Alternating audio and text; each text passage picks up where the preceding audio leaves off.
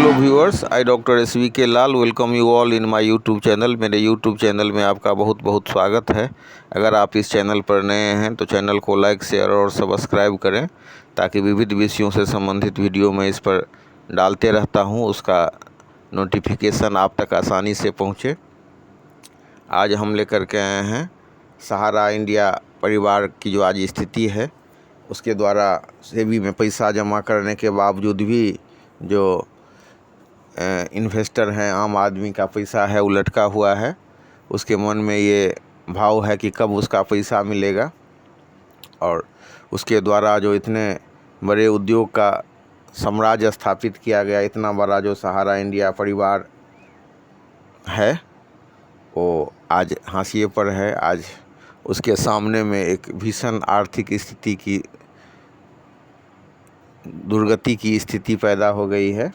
इसी परिप्रेक्ष्य में ये एक वीडियो है कि कैसे जो ऐसे कर्मवीर लोग हैं जो इतना आगे तक कंपनी को पहुंचा सकते हैं, इतना लोगों को रोजी रोटी दे सकते हैं, तो उनको कानून के दाव पेंच के शिकंजे में कस करके आज जो उनकी ऐसी स्थिति हो गई है, तो कौन से उपाय सरकार को करने चाहिए ताकि जो इन्वेस्टर हैं उनका भी पैसा मिले और जो इतना सारा पैसा है उसका सदुपयोग हो, साथ ही देश की प्रगति हो।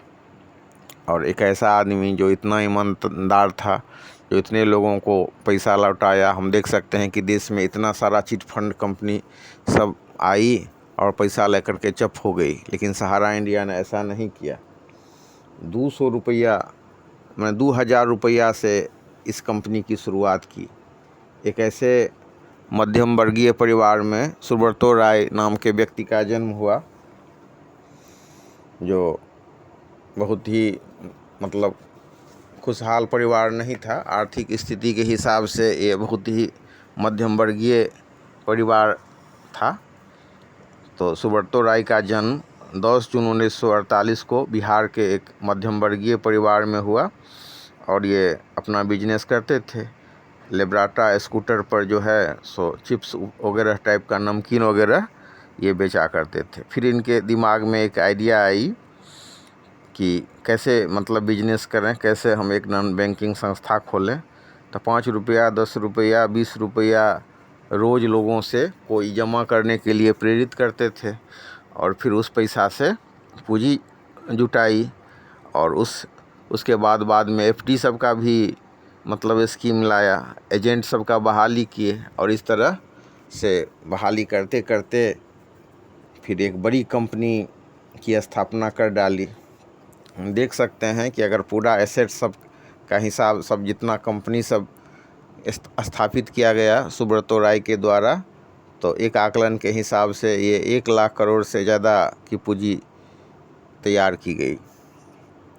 कोई भी सेक्टर ऐसा नहीं था हाई लेवल का, चाहे जैसे मतलब रियल एस्टेट हो या मतलब फाइनेंस हो, इंफ्रास्ट्रक्चर हो, मीडिया एंड इंटरटेनमेंट हो, हेल्थ केयर हो, हॉस्पिटलिटी हो, रिटेल हो, IT सेक्टर हो, स्पोर्ट्स हो, सारे ये जो हाई प्रोफाइल वाला बिजनेस सब है उसमें सहारा इंडिया ने निवेश किया। बहुत सारे फिल्मों का फाइनेंस किया सहारा ने। 10,600 एकड़ में MB वैली वाला हाउसिंग का स्थापना किया।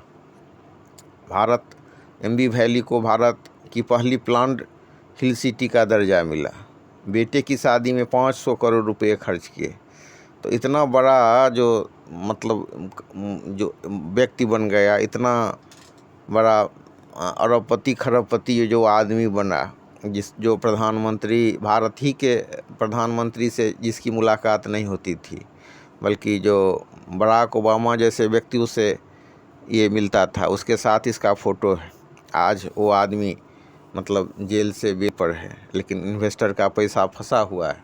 तो सारे जो लोग हैं उसके मन में अभी एक ही बात है कि उनका पैसा कब मिलेगा। तो इसी परिप्रेक्ष्य में कुछ बिंदुओं पर विश्लेषण करके ये वीडियो बनाया गया है कि कब जो इन्वेस्टर हैं उनका पैसा मिलेगा। तो सबसे पहले कुछ बिंदु पर चर्चा करते हैं कि सहारा इंडिया की स्थिति ऐसी क्यों हुई, जो इतना मतलब ईमानदार था कि जो पैसा समय पर लोगों को इकट्ठा करता था, फिर वो पैसा लेकर के कोई खा पी नहीं गया या घोटाला नहीं किया, वो पैसा से उसने एक मॉडल दिया, एक बिजनेस इस्टेब्लिश किया। आज हम देख सकते हैं कि दुनिया के जो बड़े बड़े बैंक हैं वो भी दिवालिया हो सकते हैं, लेकिन फिर भी पैसा उनका क्यों सुरक्षित है? क्योंकि उसका गारंटर सरकार है।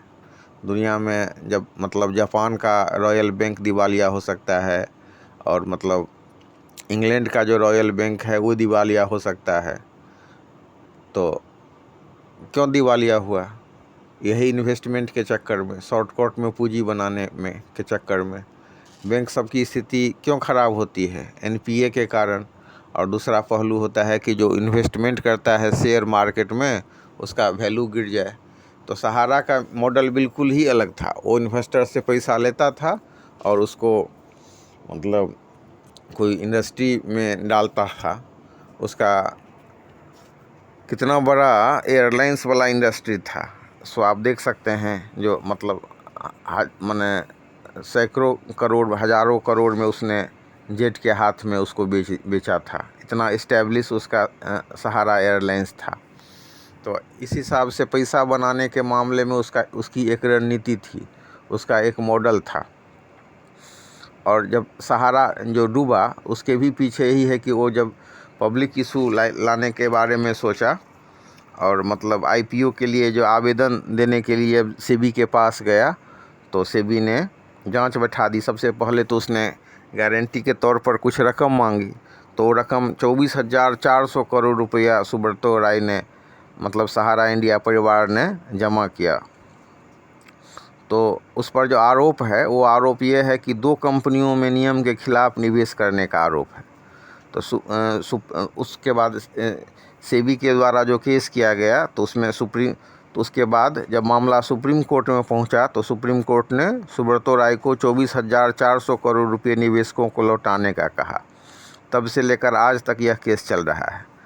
तो बड़ा गेम खेलने के लिए 2009 में जब कोशिश की सुब्रतो राय ने, तो उसके बाद से ये घिरते गए, और मतलब जो जेल में भी गए, जेल से बेल में गए। अब पैसा जमा है सेबी के पास, लेकिन मतलब सहारा इंडिया के हिसाब से जो मतलब 3.5 करोड़ लोगों का पैसा था, लेकिन सेबी के पास पैसा रिफंड